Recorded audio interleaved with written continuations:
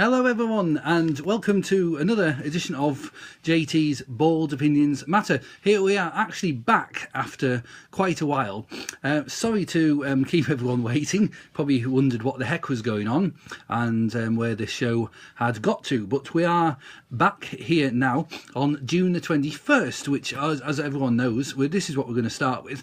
It's a special for June the 21st, which is summer solstice. So for people wondering where the facts on the programme had gone, well, we do have the facts of the week back again on the show today. So anyone who's been missing the facts of the week, we have summer solstice facts of the week coming up very soon in the show today.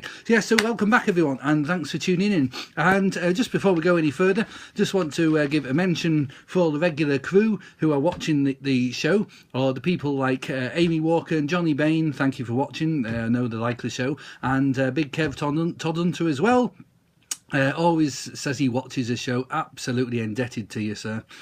Absolutely are. He said he was on holiday and he still watched the show on his balcony in Spain. Absolutely fantastic. What a legend. Big up to Big Kev as well, and big up to Big Az as well. If you're watching, thank you very much as well. And I can't forget them because they'll give me a hard time. So a big up to Big Si and Kimberly watching. Also, if you are watching, thank you very much indeed as well. Big up to you all. Rock and roll, everyone. So here we go with the show anyway. It's the 21st of June Summer Solstice special. We do have facts on the way.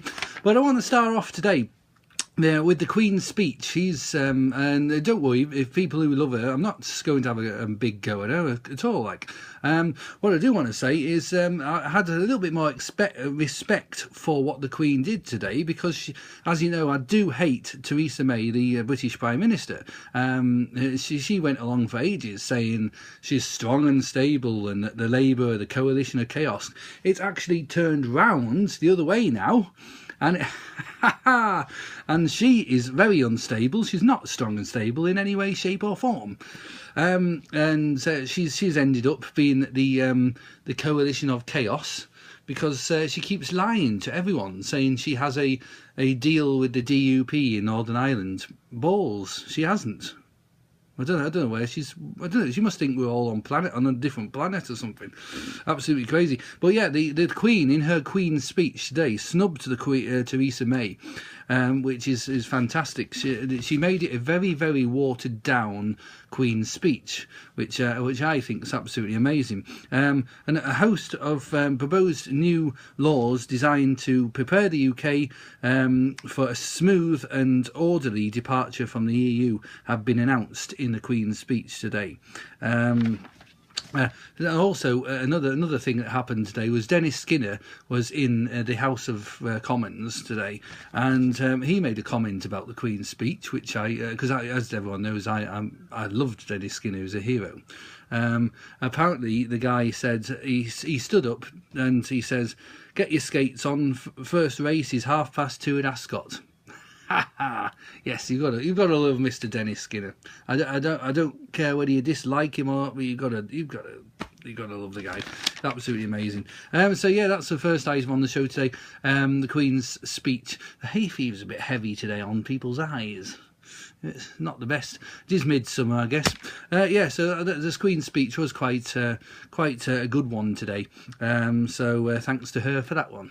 Usually I am hammering the Queen, but I'm hammering Theresa May, not the Queen here. So keep that one straight. One of the biggest items I want to discuss on today's show is the Grenfell Tower fire in London. Now, it was absolutely horrific. No one can say anything other than it was a terrible thing to have happened.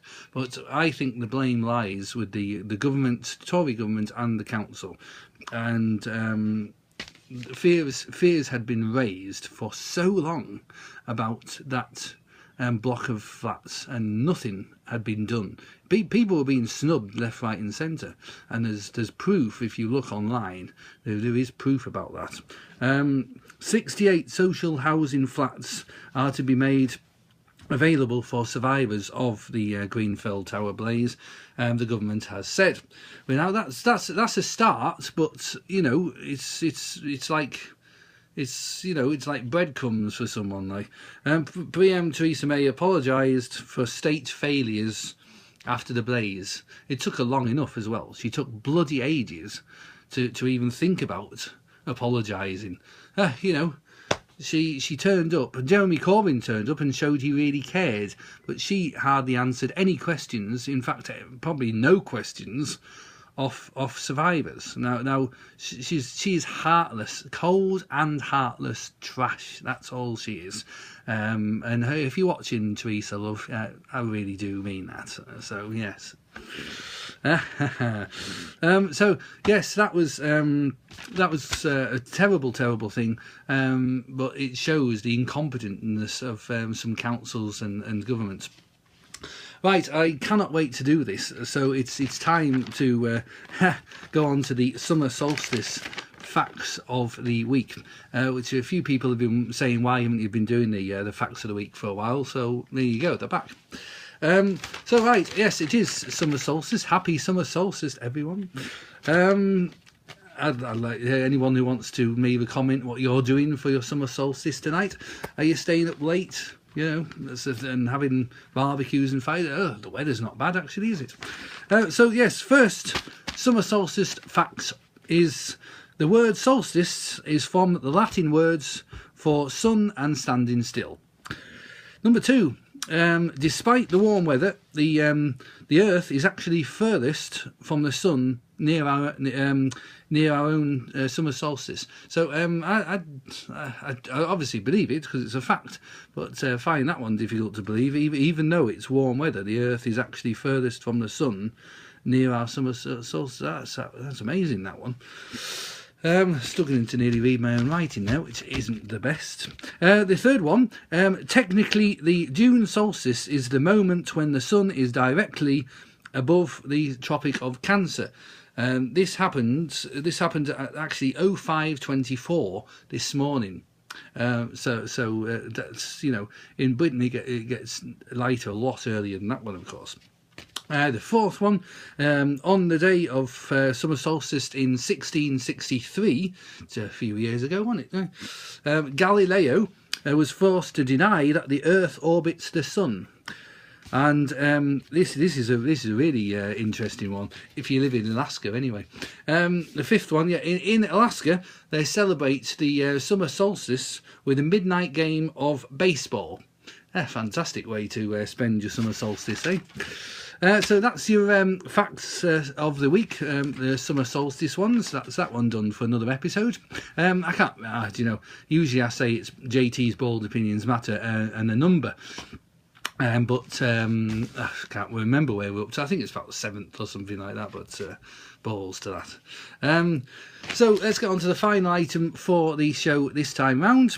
I just want to mention about anyone living in Carlisle will probably realise that for ages, for absolutely, I would say it's a good couple of years, there's only been temporary toilets in the lanes in Carlisle. Now, it's shambolic, actually, absolutely shambolic, that one.